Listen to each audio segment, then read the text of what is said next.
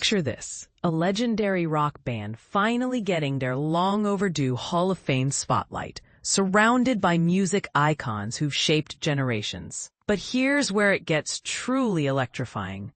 The emotional tributes, the surprise collaborations, and the question of whether some choices were spot on or a bit out there. Dive in with us as we explore Soundgarden's unforgettable Rock and Roll Hall of Fame induction in 2025 and see if it sparks your own rockin' roll debates. Soundgarden, the iconic grunge pioneers from Seattle, took to the stage at the Rock Roll Hall of Fame's 2025 induction ceremony on Saturday night, backed by an impressive lineup of fellow musicians. Joining the band were superstars like Brandi Carlile, Mike McCready from Pearl Jam, Jerry Cantrell of Alice in Chains, and Taylor Momsen from The Pretty Reckless. If you're new to this, grunge is a raw, angst-filled style of rock that exploded in the 1990s, heavily influenced by bands from the Pacific Northwest, and Soundgarden was right at its heart with hits like Black Hole Sun. Watching the full performance below will give you that live energy that words alone can't capture. The core surviving members of Soundgarden, drummer Matt Cameron, guitarist Kim Thayil, and bassist Ben Shepherd, welcomed these guest performers onto the stage with open arms. Jerry Cantrell handled guitar duties, while Taylor Momsen stepped up as the lead vocalist for Rusty Cage, even nodding to the late Chris Cornell by echoing some of his signature stage moves. It's a touching way to honor the band's frontman, who passed away in 2017. And for beginners, Rusty Cage showcases Soundgarden's heavier, more intense side compared to their more melodic tracks. Next up was Brandi Carlile, bringing her powerful, distinctive vibrato to Black Hole Sun, with Momsen chiming in on the unforgettable chorus.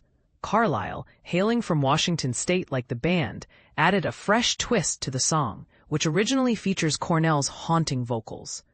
Think of it as blending folk sensibilities with grunge grit, creating a sound that's both familiar and unexpectedly vibrant. Once the band delivered their heartfelt acceptance speeches, the evening wasn't over. Chris Cornell's daughter, Toni, joined forces with Nancy Wilson from Heart for an intimate acoustic version of Fell on Black Days.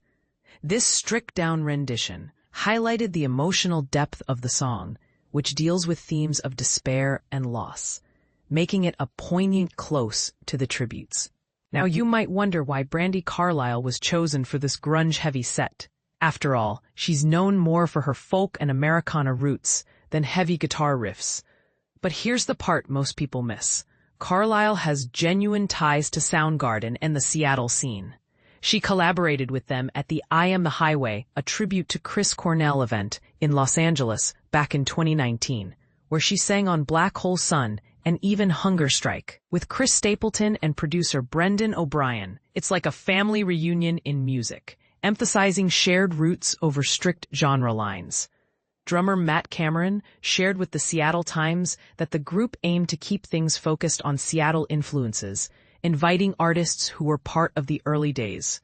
We wanted to keep it as Seattle-centric as possible and include some people that were there with us in the beginning, he explained. Guitarist Kim Thayil echoed this sentiment, adding, "To have our peers, friends, and creative collaborators from here share that with us is very important. It's very important because it's part of our identity. We're not simply rock guys in this band Soundgarden. We're rock guys in this band Soundgarden that helped establish the Seattle scene and the sound. The geography is very important to our identity. It's where we are. It's where we came from. It's who we are." Soundgarden's induction into the Rock Hall came after their third nomination. They were contenders in 2020 and 2023 before finally making it this year. For context, the Rock Roll Hall of Fame honors artists who've had a profound impact on music history, and this was a big win for a band often overshadowed by peers like Nirvana or Pearl Jam in the grunge explosion. And this is where it gets controversial. Some fans argue that Soundgarden's Seattle-centric guest list was a brilliant nod to their origins, strengthening the band's legacy. Others might say it felt exclusionary, leaving out non-Seattle artists who influenced them. What do you think? Was prioritizing local ties the right call? Or should the Hall embrace broader collaborations? Share your take in the comments. The 2025 Rock Roll Hall of Fame inductees included an eclectic mix. The White Stripes, Bad Company, OutKast, Cyndi Lauper, Chubby and Joe Cocker were all honored in the performer category, proving the Hall's wide-ranging appreciation for rock's evolution, from bluesy roots to hip-hop influences. And for a quick visual recap, check out this clip from the event. Soundgarden feat. Jerry Cantrell, Brandi Carlile, Taylor Momsen, Black Hole Sun, Rock Roll Hall of Fame, 2025. Image link would go here, but imagine a tweet embed with pic.twitter.com/ymydzmdu, posted by @JeffGarden on November 9th, 2025. There you have it, a night of music that celebrated Soundgarden's place in rock history. But let's stir the pot a bit more. If you could pick guests for a tribute show, would you stick to regional connections like they did? Or mix in unexpected cross-genre stars? Agree or disagree with their choices, and let's discuss in the comments. Your opinions could fuel the next big rock debate.